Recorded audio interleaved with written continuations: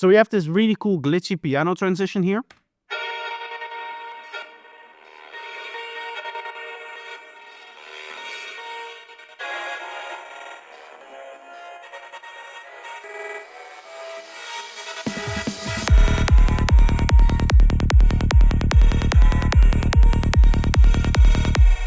But I would like to add a little bit of extra interest into that and a little bit of extra rhythm. Now, as you can see, the chain for this is already quite long, but I'm going to add even more to this. So what I'm going to do is I'm going to add a specific audio effect track, which is just a dry wet. And then I'm instantly going to duplicate this, go into the wet here and assign this dry wet as a wet effect over here.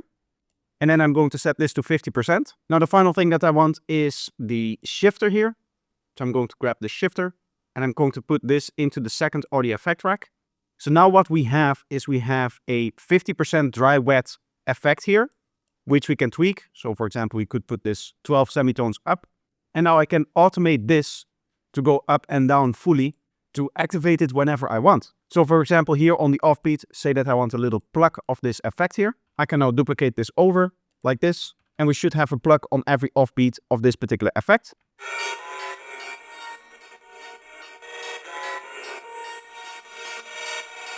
Now, of course, I could have used this dry wet over here as opposed to having another dry wet effect track, but that is only because we have an individual effect here. So really the magic comes in when you start adding more effects to this.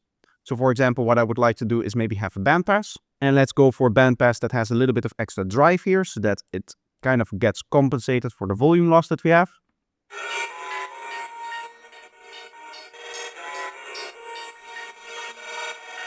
And now the cool thing is we can use this second dry wet here to automate even more. So for example, we can have it come in over time slowly, then fade out again, and then go up here towards the very end so that we get a really strong effect there.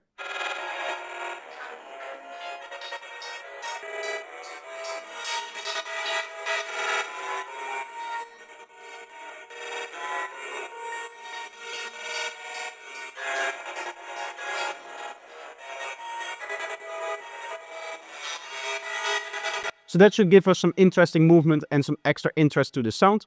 If you enjoyed this kind of stuff, make sure that you're subscribed to the channel.